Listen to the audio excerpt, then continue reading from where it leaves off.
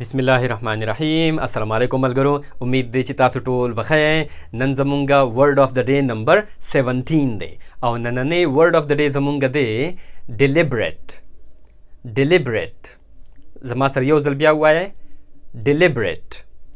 deliberate ویل کېږي یو کار په قصد باندې کول قصدن یو کار کول دې ته ویل کېږي deliberate او په اردو کې به د دې معنی راځي جان بوجھ کر کوئی کام کرنا یا قصدن کوئی کام کرنا deliberate یو adjective دی او دا مونږه as an adverb هم استعمالولی شو deliberately او دا مونږه as a main verb هم استعمالولی شو deliberate دلته کې د یو پوینټ ته خیال وکړئ چې کله مونږه دا as an adjective او یا as an adverb استعمالو نو د دې پروننسیشن لږ شانتي بدل وي د verb نه سپیلنګ د دوانو یو شانتي دی که مونږ adjective استعمالو او که verb استعمالو سپیلنګ به یو شانتي وي په adjective کې او په adverb کې د دې پروننسیشن دی deliberate او په verb کې as a main verb د دې پروننسیشن دی deliberate تاسو کتل فرق پکې شته دی کنه او کله چې دا مونږه as a main verb استعمالو نو د دې معنی هم بیا بدلوي د هغې معنی به بیا راځي د یو څیز په باره کې ډېر سیریس او ډیر په احتیاط سره سوچ کول یا د یو څیز په باره کې ډیر په احتیاط سره او ډیر سیریسلی د یو څیز په باره کې خبره کول دغه ته بیا ویل کېږي deliberate هغه به بیا as a main verb استعمالیږي او چې کله بیا دا مونږه as a main verb استعمالو نو د دې first second او third forms به وي deliberate deliberated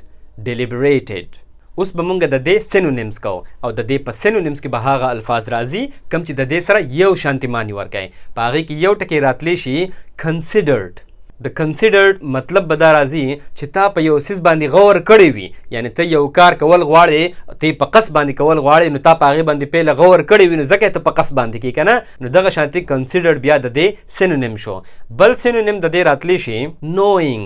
knowing مطلب دا دی چې ته یو کار کې او تا ته پته وي د هغه کار چې ته څه کار کې چې ته کله په قصد باندې یو کار کې نو تا ته خو پته وي چې ته څه کار کې که نه نو دغه شانتي knowing به هم راځي د دې synonym بل synonym راتلی شي purpose ویل کېږي مقصد ته یعنی ته یو کار د څه مقصد دپاره کې تا ته د هغه مقصد په باره کې پته وي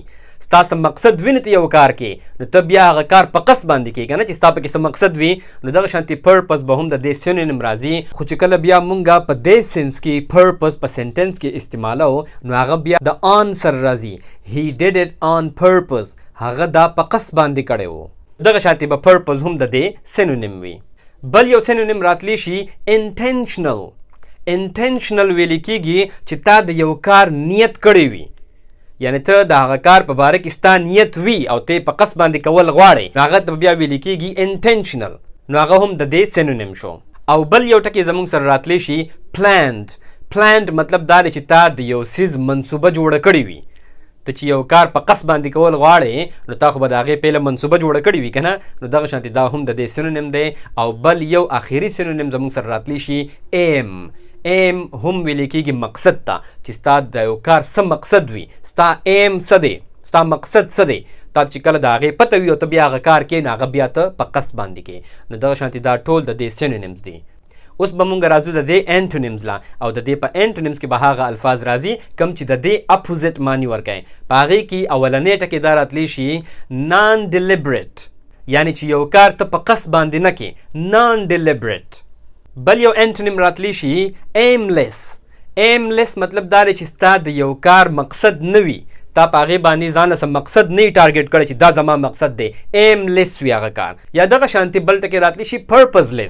purposeless هم دې ته ویل کېږي چې ستا د یو کار په باره کې ستا څه مقصد نه وي بې مقصده وي purposeless بل ټکې راتلی شي unintentional دې ته ویل کېږي چې ستا د یو کار کولو نیت نه وي په خپله باندې یو کار وشي نو هغه هم د دې antonym شو بل یو ټکی راتلی شي accidental مطلب دا دی چې یو کار حادثاتي طور وشي ستا د هغې څه اراده نه وي ستا د هغې څه نیت نه وي خو هغه کار په خپله باندې وشي څنګه چې اکسیډنټ کېږي د هغې خو د چا اراده نه وي د چا خو خوښه نه وي چې زما اکسیډنټ وشي که نه خو هغه په خپله باندې حادثاتي طور وشي نو دغه شانتي accidental هم د دې antonym شو اوس راځو مونږه example sentences لا deliberate به اول مونږه استعمالو as an adjective په sentences کې Witnesses say that the attack on him was deliberate. گواهان دا وایي چې په هغه باندې حمله په قصد باندې شوې وه. ویټنس ویل کېږي ګواه ته. ویټنسز بیا پلورل شو ګواهان. ګواهان دا وایي چې په هغه باندې دا حمله په قصد باندې شوې وه، یعنی دا څه حادثاتي طور اکسیډنټلی نه وه شوي، دا یې په قصد باندې کړې وه. Next example. The speech was a deliberate attempt to insult the prime minister. تقریر په قصد باندې دا کوشش و چې د پرایم منسټر بېعزتي وکړي، یعنی هغوی ښه په مقصد سره او ښه په پلان سره دا تقریر کړی و. It was a deliberate attempt. په قصد باندې دا کوشش کړی و to insult the prime minister، چې د پرایم منسټر د وزیر اعظم بېعزتي وکړي. او چې کله مونږ دا as an adverb استعمالو deliberately، نو دا مونږ بیا په سنټنس کې داسې استعمالولی شو she deliberately broke the glass. هغې په قصد باندې ګلاس مات کړی و. یا he deliberately didn't come to the meeting. هغه په قصد باندې میټینګ ته نه راغلی. او کله چې مونږ دا as a main verb استعمالو نو په هغه ټایم کې خو به د دې معنی بدله وي که نه، یعنی د یو څیز په باره کې ډېر سیریس او ډېر په احتیاط سره سوچ کول، د هغې په باره کې خبره کول، نو دغه شانتې دا as a main verb استعمالیږي. مثال په طور the jury took 5 days to deliberate on the case. jury 15 ورځې واغستې چې دا کیس ډېر سیریسلی او په غور سره وګوري. نو دغه شانتې دا مونږ په مختلف سنټنسز کې استعمالولی شو. زما امید دی چې تاسو به په دې ټکي او د دې په مطلب باندې پوه شوي یای. اوس تاسو ټول به د دې درې سنټنسز جوړوئ. یو به جوړوئ as an adjective، یو به جوړوئ as an adverb، او یو به جوړوئ as a main verb. نو انشاءالله زه به ستاسو د ټولو د کمنټس جواب در کوم، او انشاءالله په نیکسټ لیسن کې به بیا ملاویږو. لایک او شیر د نه هېر نشي، او ټول زمونږ د یوټیوب چینل خامخا سبسکرایب کړئ. ټول د خپل ځان ډېر خیال ساتئ. د الله په امان.